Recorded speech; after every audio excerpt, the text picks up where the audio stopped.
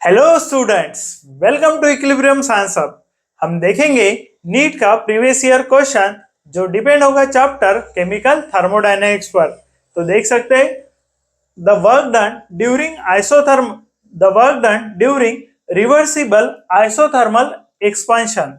अब यहाँ पर एक्सपेंशन जो हुआ है वो हुआ है reversible isothermal expansion of 1 mole of hydrogen gas.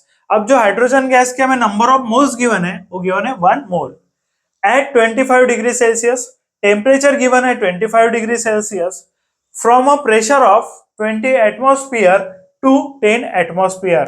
अब प्रेशर इनिशियल और फाइनल प्रेशर भी गिवन है और आर की वैल्यू भी हमें दी गई है। आर होगा गैस कांस्टेंट। तो जब भी reversible isothermal expansion work done होगा तब हमें वर्क डन इक्वल्स टू लिखना है -2.303 nRT log to the base 10। अब यहाँ पर दिए गए हैं प्रेशर्स की वैल्यू, देख सकते हैं प्रेशर चेंज हो रहा है तो प्रेशर के टर्म्स में वर्क डन आएगा P1 अपॉन P2। तो देख सकते हैं यहाँ पर रिवर्सिबल आइसोथर्मल एक्सपेंशन फाइंड करना है फॉर वर्क डन।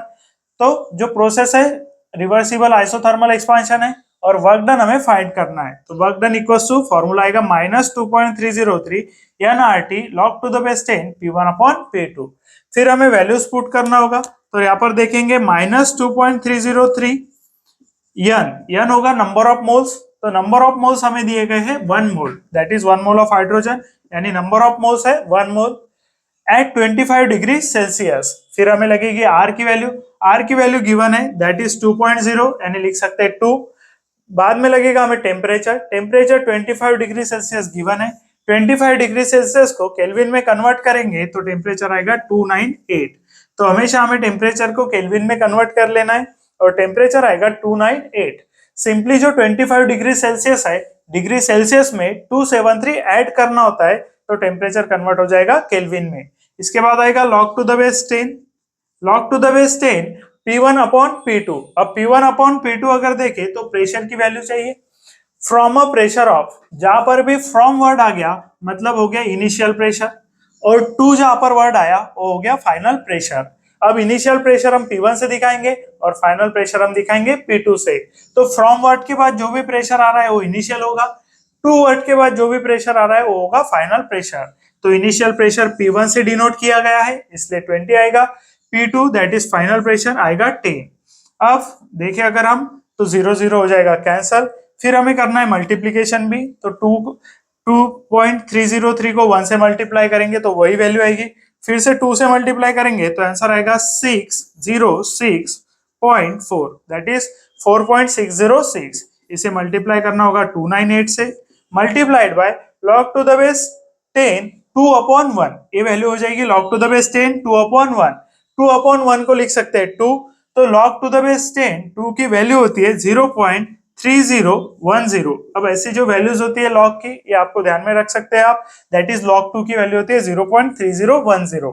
यहाँ पर 0 0 कैंसिल हो गया था, 2 अपॉन 1 दैट इज 2 आएगा, log टू द बेस 10 2 की वैल्यू होती है 0.3010। अब इन सभी वैल्यूज की आपको करना है मल्टीप्लीकेशन। तो सिंपली आप लिख सकते हैं इसे -4.606 मल्टीप्लाइड बाय 298।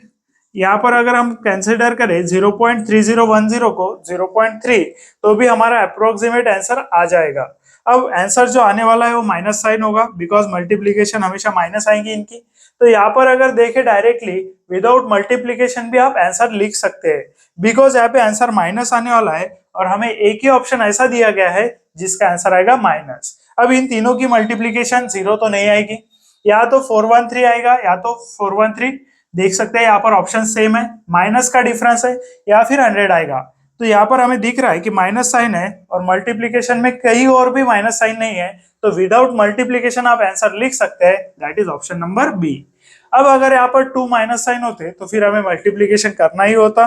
फिर हम यहाँ पे जो 298 है उसे अप्रोक्सीमेटली अगर 300 भी दे ले तो भी आप आंसर फाइंड कर सकते हैं अप्रोक्सीमेट, या फिर डायरेक्ट मल्टीप्लीकेशन करके भी आप accurate that is correct answer find कर सकते हैं। देखेंगे